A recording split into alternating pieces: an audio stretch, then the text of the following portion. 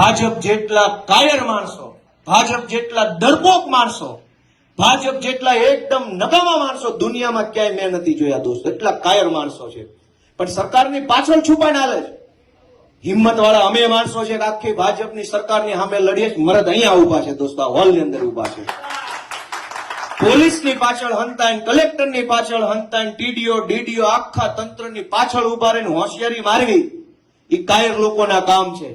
સરકાર આખી ફોજ લઈને આવે, આખી police, crime branch, LCB, bootlegger, પૈસા, મંત્રી તંત્રી તમામ એની સામે ઉભા રહે ને એ આમ આદમી પાર્ટીના યોદ્ધાઓ છે દોસ્તો, લીડર અમે છીએ. અને ભાજપના કાયર માણસો આમ જનતાને બીવડાવે. તમે કઈક પોસ્ટ લખો, તમે કઈક બોલો, વોટ્સએપના ગ્રુપમાં કઈક નાખો, જ્ઞાતિના ગ્રુપની અંદર કઈક લખો, જોજેવો પછી જોજેવો. એકવાર તો હિંમત કરો, જે બતાવવાનું એ બતાવી, જોઈ લેવાનું થાય છે. એકવાર તો બોલીને બતાવો, જિંદગી બીજી વાર હામાં નહીં મળે. અમે એને ઓળખી ગયા છીએ ને એટલે દર વખતે કે જે બતાવવાનું એ લઈને આવી જાજે, જોઈ લઈશું શું છે.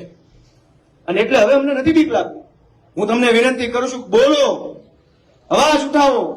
ક્યાં સુધી લાચારી ભર્યું જીવન જીવશો?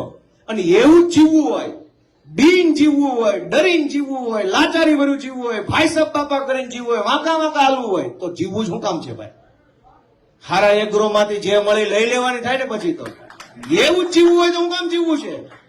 એવું જ જીવવું હોય તો જીવવું શું કામ છે? ક્યાં કોઈ અહીંયા આપણને કઈ એફિડેવિટમાં લખાઈ લીધું નોટરી ઉપર કે રહેવું જ પડશે, બાના હમ છે? દોસ્તો, હું વિનંતી કરું છું, નાનો માણસ છું, મારા શબ્દો કડવા છે પણ લાગણી કડવી નથી.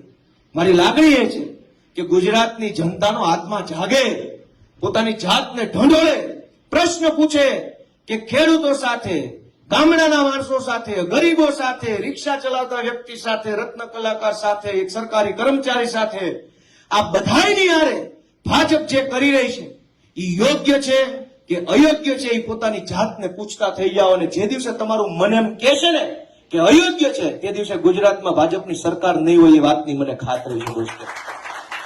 આપણે બધાએ બહુ સહન કરી લીધું છે, હવે આપણે બદલાવવાનો વારો આવ્યો છે.